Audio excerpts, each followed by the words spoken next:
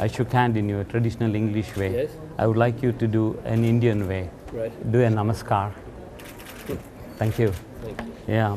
What's the most important poverty-related issue that you want to conquer?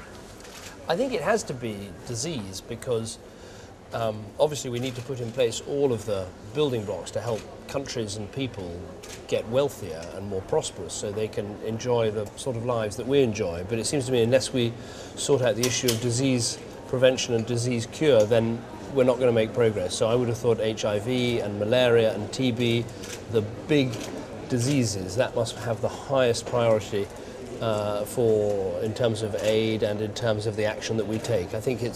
I was very convinced by the Jeffrey Sachs book in terms of giving a priority to that first and then trying to put in place all the other building blocks, all the other rungs of the ladder, if you like, between... Well, if you don't have enough food and if you're very weak, you're obviously exposed to. So don't you think income is more important than disease? Well, it all goes together, doesn't it? But it seems to me that what can we, in terms of what we can do, that actually giving a real priority to disease prevention and to the battle against HIV, that we should try to put that first. But you're right, the things go to, if as you say, if you're weak from hunger, you're more prone to disease. So all these things go together, but you ask me which one, I think I would say disease prevention. This is an interesting question, Kam, about Make Poverty History. Yeah. I call it, an year of compassion, which turned into passion, a passion for overcoming poverty. So the questioner is actually asking, the Labour government promised a lot, Make Poverty History, but didn't deliver. Well, I think that they have delivered some things. I mean, I think the question is a bit unfair. I think that if you look at the Gleneagles agreements last year, there has been an increase in aid, particularly from the British government and some other governments. Not as much as some people have claimed, but so that is progress. There has been an increase in debt relief. The last Conservative government started it. This one has continued it and expanded it.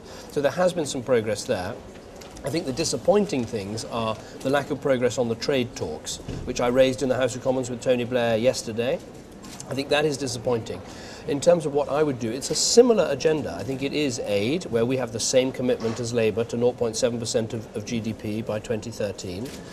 So there's aid, there's debt relief, there's trade talks. It's all of those things. And I see this as an area where actually most of the politicians agree, and we're trying to work together. More? They're asking, what will you do more? You've got a new leadership, and you're really enthusiastic, you have a commitment to poverty and all that. What would you do more? I hope that we would do better on the trade talks, because we would push Europe harder to cut the protection and the agricultural subsidies. And if Europe did that, that would help unlock the trade talks. So I think that would make a difference. And I think the other thing that would make a difference is the agenda I want to promote of encouraging property rights. I think that in developing countries, there's a real need for an understanding of property rights that makes sure people can own their own. If you need proper ownership of land and buildings, so then you can set up businesses and you can borrow, and you have all the architecture of a successful economy that we have in the developed world. If you look at how countries are able to get richer, one of the things I would say is having a system of property rights and the rule of law and systems for trading and not too much regulation in terms of setting up a business. And in too many parts of the developing world, there aren't those simple systems in place. No one knows who owns the land, no one can borrow to set up a business, there isn't the fair rule of law and trading systems, so you don't have the circumstances in which people can grow more prosperous. And I think this whole area of property rights and understanding those basic building blocks of a successful dynamic economy, I think that is what there needs much more work on that. So I like to say it's a sort of combination of what Jeffrey Sachs talks about in terms of disease prevention and looking at the whole issue of disease, but then it's about building the rungs of the ladder to help people move from poverty into wealth. So you talked about trade, one of the key burning issues. The WTO talk on Doha commitments. Yet again, the rich countries have let down on all their promises. Yes.